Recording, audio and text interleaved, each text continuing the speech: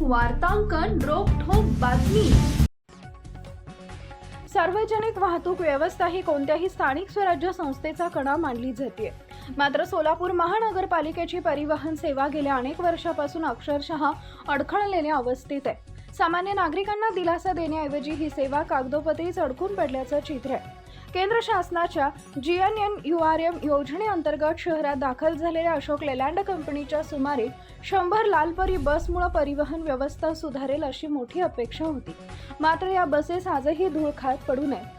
सदोष चेसी प्रकरणामुळे या बस कचरा कुंडीसारख्याच झाल्यात। कंपनी आणि महापालिका प्रशासन यांच्यातील वाद कारणीभूत ठरल्याचं सांगितलं जातं। प्रवाशांसाठी तिकीट खरेदी करण्यासाठी ऑनलाईन सुविधा, फोन पे, गुगल पे, ATM, QR कोड, डिजिटल प्रणालीचं नियोजन आहे। 100 पैकी 30 बसेस पहिल्या टप्प्यात येणार आहेत। 9 मीटर लांबीच्या 35 प्रवासी क्षमता आणि 12 मीटर लांबीच्या 45 प्रवासी क्षमता असणाऱ्या 2 प्रकारच्या बसेसचा समावेश आहे। दुसरीकडे परिवहन सेवा सक्षम करण्यासाठी केंद्राच्या योजनेतून सोलापूरला 100 ई-बस मिळाल्या आहेत। पहिल्या टप्प्यातील 3 बसेस ताब्यात घेण्याचा 2 वेळा मुहूर्त ठरवण्यात आला, मात्र अद्याप प्रत्यक्षात काहीच घडलं नाही।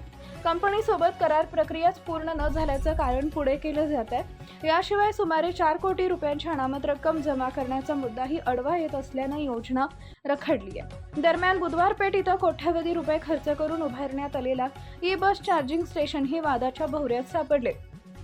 संबंधित जागा तांत्रिकदृष्ट्या अयोग्य असल्याचे काही तज्ज्ञांचं मत असून यामुळे नव्या प्रकल्पावर प्रश्नचिन्ह निर्माण झाले।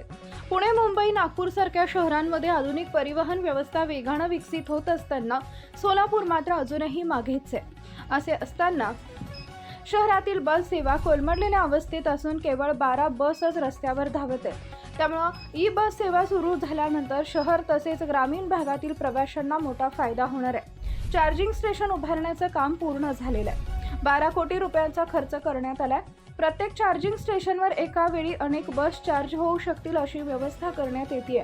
तसेच चालक वाहकांसाठी विश्रांतीगृह, स्वच्छतागृह आणि इतर मूलभूत सुविधा उभारण्याचं काम अंतिम टप्प्यात आहे। महाराष्ट्रातील महत्त्वाच्या आणि ताज्या बातम्या पाहण्यासाठी आमच्या जय हो न्यूज चॅनलला सबस्क्राईब करा आणि बेल आयकॉन प्रेस करा।